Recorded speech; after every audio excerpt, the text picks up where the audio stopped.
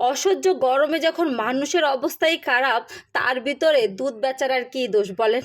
দুধ যখন জাল দিতে নিলাম, দেখলাম ছানা কেটে গেল। সে ছানা কাটা দুধ দিয়ে কী করলাম, সেটা আজকে আপনাদের সাথে শেয়ার করব।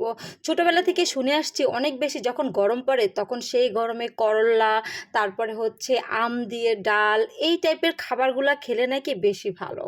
আর দেখতে পাচ্ছেন আমি কী বানিয়ে ফেলছি, সে ছানা কাটা দুধ দিয়ে। আর আমার মতে এরকম পাবলিক কারা কারা আছেন এই অসহ্য গরমেও চায়ের নেশা ছাড়তে পারেন নাই, দুই বেলা খেতেই হয়। আসসালামু আলাইকুম, সবাই কেমন আছেন? আশা করছি সবাই ভালো আছেন। চলে আসলাম আরেকটি নতুন ডেইলি লাইফ ব্লগ নিয়ে। যেটা বলছিলাম, সকালবেলা ঘুম থেকে ওঠার পরে প্রচুর গরম। আপা এসে জিজ্ঞেস করতেছি কি রুটি বানাবো, তো বললাম যে না আপা থাক, আজকে বাদ দেন, এত গরমে চুলার সামনে দাঁড়িয়ে দাঁড়িয়ে রুটিটা ছ্যাঁকা অনেক কষ্ট। তো কি করলাম, আপাকে বললাম আপা এক চুলা ডাল আর এক চুলায় হচ্ছে আলু সেদ্ধ দিয়ে দেন, আলুর ভর্তা আর ভাত, আর সাথে কি করলাম আম দিয়ে ডাল বসিয়ে দিলাম, আর সাথে দিয়ে দিলাম বোম্বাই মরিচ আর হচ্ছে রসুন আর পাঁচফোড়নের বাগার।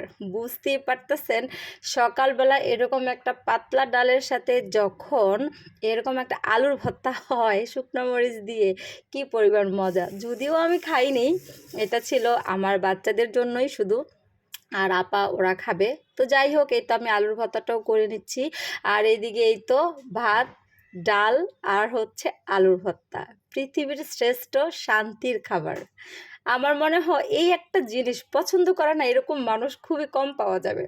অন্যদিকে এই হলো আমার মতো পাগলের কাহিনী, যে সকালবেলা এরকম দুধ চা তার খাইতেই হয়, সন্ধ্যাবেলা ছাড়তেই পারি না ভাই, জানি না কিভাবে দুধ চায়ের নেশাটা ছাড়বো। তো যাই হোক, সবার জন্য হচ্ছে চা বেড়ে নিলাম। আমি যে পাগল সেটা না, কিন্তু আপনাদের ভাইয়াকে জিজ্ঞেস করছি খাবে, ও বলে যে হ্যাঁ খাবো। ছেলেকে জিজ্ঞেস করলাম খাবে, তো আর কি করার আছে, পাগল কিন্তু শুধু আমি একা না, এই গরমের ভিতরে চা সবাই খাচ্ছে। আর আমার সকালের ব্রেকফাস্ট ছিল এই যে মিক্সড, মানে শসা, তারপরে টমেটো আর হচ্ছে সেদ্ধ ডিম দিয়ে একটা সালাদ।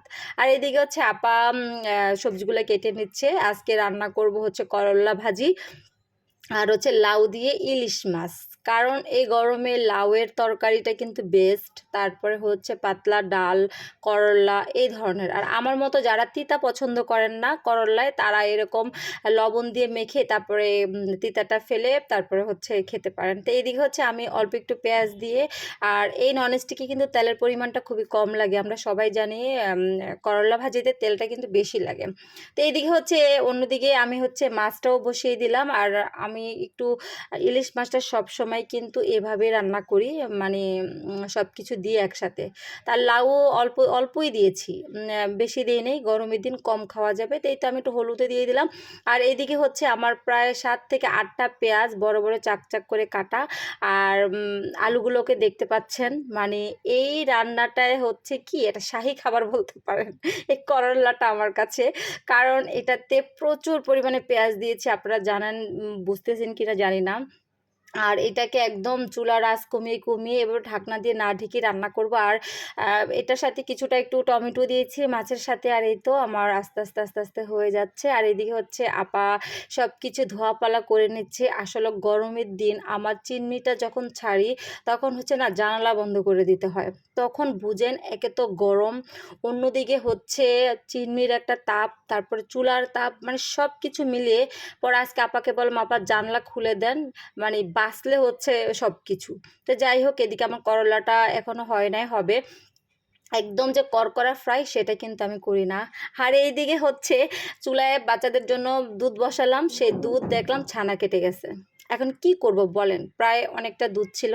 তো লাস্টে আপাকে বললাম আপা এক কাজ করেন, এগুলোকে একটু বেটে দেন। আমি এটা একটা বাবুর্চিতে, মানে যারা মিষ্টির দোকান তাদের থেকে শিখেছি, কারণ তারা তো এত হাত দিয়ে ঘষতে পারে না, তারা হচ্ছে পাটায় বাটে, মহিলাদেরকে দিয়ে পাটায় বাটে।